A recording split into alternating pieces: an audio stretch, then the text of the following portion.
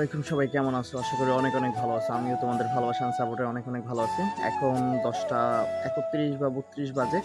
আমি ঘুম থেকে উঠছি, হাতে ব্রাশ পেস্ট নিয়ে ব্রাশ করতে আসছি। তো আজকে আমার ডেইলি লাইফটা তোমাদের মাঝে শেয়ার করব যে কেমন কাটে। তো সবাই দেখতে থাকো, আমি এখন ব্রাশ করে নিই। অলরেডি কিন্তু আমার ব্রাশ করা শেষ। তোমাদের মাঝে আর একটা জিনিস দেখাই, সেটা হলো এই যে গাইস, এই জিনিসটা তোমাদের মাঝে একটু শেয়ার করে। এটা হলো আমাদের আঙুল ফল গাছ। আঙুল ফল গাছ এখন পর্যন্ত আঙুল ফল হয় নাই। এখান থেকে আমরা পুকুরের ভিতরে মাচা দিয়ে দিয়েছি যাতে এটা হয়, এটাকে মানে ছড়াই যেতে পারে। আর যেহেতু আমরা কিন্তু দেখছি যে এটা উঁচু জায়গায় মাচা দেয়, বাট আমরা একটু ডিফারেন্ট করছি, যার কারণে নিচে মাচা দিয়েছি। আর এটার কাহিনী হলো, আমার ছোটো ভাই 2টা গাছ আনছিল।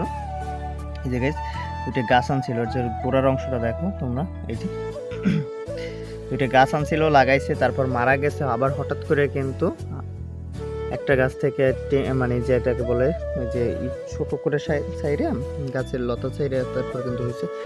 তো এটা কোনো বিষয় না। আমার এখন ব্রাশ করা শেষ, এখন আমি শার্ট পরবো। আর একটা জিনিস শেয়ার করি, সেটা হলো আমি শার্ট পরলে প্রচুর পরিমাণে চুলকানি হয়, অ্যালার্জির যে সমস্যা আছে। আরেকটা বিষয় হলো যে আমাদের মানে আমাদের যে অবস্থা, আমাদের নেচার কিন্তু আমাদের বিপক্ষে থাকে। তার কারণ হলো এই ট্যাঙ্কিটাকে আমরা এখানে সেট করছি, আপাতত আষাঢ় মাসেই সেট করছি, যাতে তাড়াতাড়ি কিন্তু বৃষ্টি ঠিক মানে বৃষ্টি হলে পানিগুলো যেন ধরতে পারে। সো ঢালাই ঢালাই করে নে ডাইরেক্ট সেট করে দিছি। কিন্তু যেদিন থেকে এটা সেট করছি প্রায় 1 সপ্তাহ প্লাস, মনে হয় 1 সপ্তাহ হয়ে গেছে, সেদিন থেকে কিন্তু বৃষ্টি হয় না। আজকে একটু বৃষ্টি হইতেছে, বাট এতে কিন্তু পানি হালকা হালকা জমতে আছে। আমরা আবার চেক করি।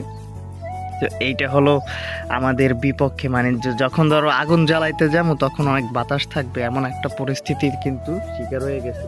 তো এখন আমি আরেকটা জিনিস, যে সকালে কিছু খাইতে পারি না, তার জন্য কিন্তু একদমই আমি কিছু সকালে খাইতে পারি না। এর জন্য কিন্তু আমাকে ঘর থেকে অনেক বকাঝকা শুনি, মাঝে মধ্যে তো হয়ে যায় মারামারি। এখন কি করা যায় বলো? কিছু খাইতে না পারি তাহলে কি হয়েছে গাইস, কিন্তু ওই যে আমরা যে বাইরের যে ফল টল আছে এইগুলো কিন্তু অনেক বেশি খাই। যেখানে আমরা বসি আড্ডা দিতে, ওইখানে কিন্তু আমরা যে আমরাগুলো খাই, পেয়ারাগুলো খাই, কামরাঙ্গুলো খাই, ওইগুলো খাইলে আমার শরীরে হেভি এনার্জি চলে আসে। তো এখন কিছু বাসায় আছে, এখন কিছু খাওয়ার নাই। তো আমি একটা জিনিস দেখলাম পিছনে, দেখো শশা গাছ আছে গাছ, শশা গাছ। তো এখন আমরা কিন্তু শশা খুঁজবো। এই যে দেখো, এটা আম্মু লাগাইছে, যেহেতু আমিও করে দিছি। শশা ফুল ফুল কিন্তু ভরপুর আছে, ভরপুর। তো নিচ দিয়ে শশা দেখা যায় নাকি দেখি। ও গাইস, শশা অলরেডি কিন্তু দেখা এখানে যাইতে আছে। ফোকাস করে গেল আমার, এই যে গাইস। তো কোনো ব্যাপার না, অনেকগুলো শশা হয়েছে, কোনো ব্যাপার না। এখন আমি এখানে ঢুকবো, দুইটা শশা চুরি করবো, চুরি করে খাবো। নিজেদের কাজ চুরি করাই যায়। তো এখানে কিন্তু ঢোকার মতো একটা পরিস্থিতি না। ওই তাই শুধু দেখো, সাপ না কি জানি, ঢুকতে হবে। ঢুকে পড়ি। এই যে হ্যাঁ, শশা কই গেল? এই জায়গায় দেখলাম, এই জায়গায় এই যে শশা। ও, চুরি করা শশা, মানে আমাদের নিজেদের শশা, এইটাকেই খাবো। আরও এখানে কিন্তু অনেকগুলো শশা হয়েছে, তোমাদের দেখাইতে পারতেছি না। ওই যে ভিতরে ভিতরে শশা।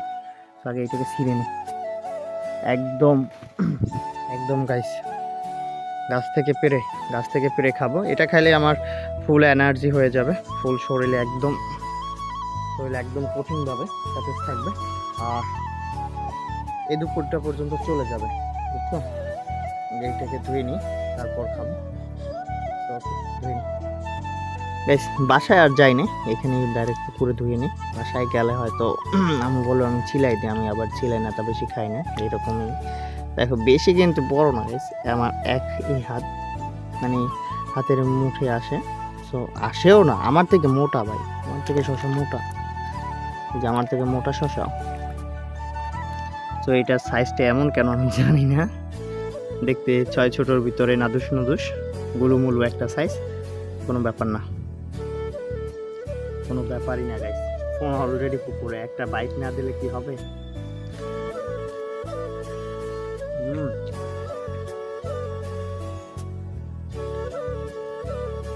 যেহেতু নিজেদের কাছে টেস্ট একটু ভালো হবে, কারোর সব কম দেওয়া।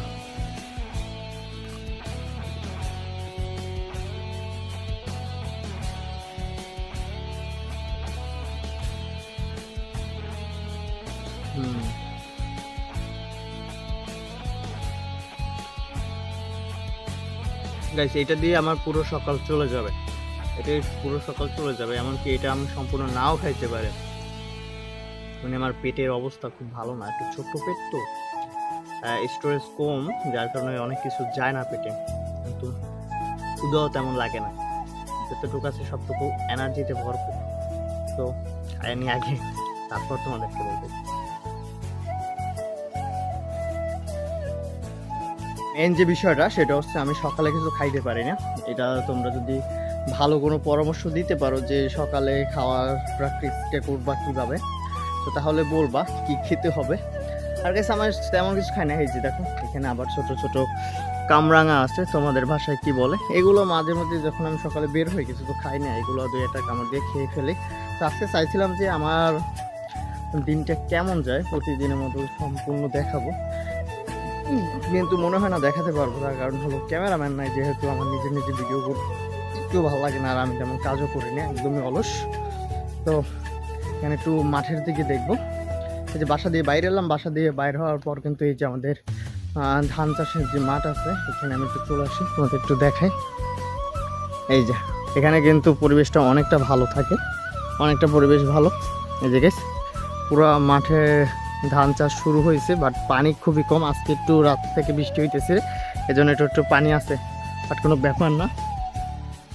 আমি যেখানে আমরা সবাই আড্ডা দিই সেখানে যাইতেছি, আর এখন পর্যন্ত কিন্তু এটা খাইতে পারি না, খাইতেছি চলতে আছে।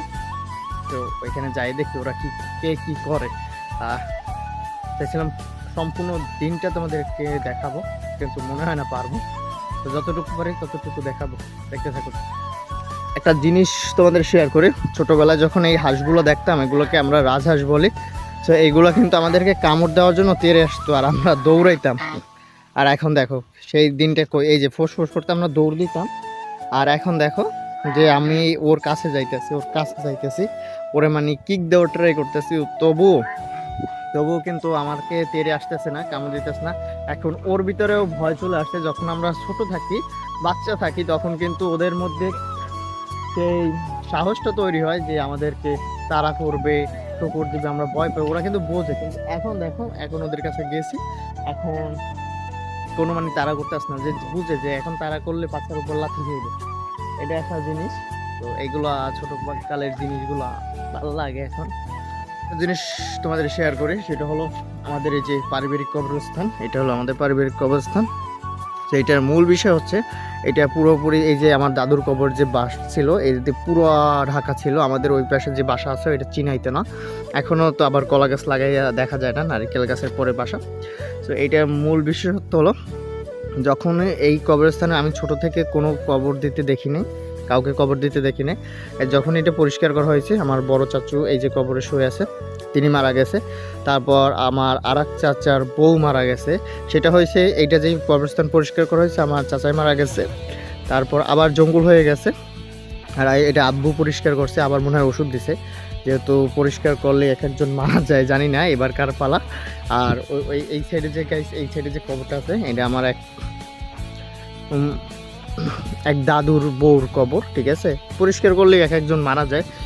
এই জন্য আমাদের এখানে যে বন্ধু বান্ধব আছে, যে তারা দেখে যদি আব্বু পরিষ্কার করে তখন বলে যে আবার কি মারা যাবে। তো এটা কিন্তু ফুল এই জায়গাটা জঙ্গলের মতো ছিল, এই জায়গাটা ফুল জঙ্গলের মতো ছিল, বাট এই বাঁশগুলো আমিই কাটছি, আমি কেটে দিয়েছি পরেই। একদম এই কাটার পেছনে একটা রহস্য আছে, ওইটা আজকে বলবো না, কোনো একটা ভিডিওতে বলে দেবো। তো কাটার পর থেকেই কিন্তু একজন মারা যাইতেছে, আমার মানে বয়সের পর থেকে আমি কোনো কবর দেখি না দিতে, তারপর হঠাৎ করে কিন্তু 2টা কবর হয়ে গেছে অলরেডি কবরস্থানে, এটাও কিন্তু একটা বিষয় গাইস।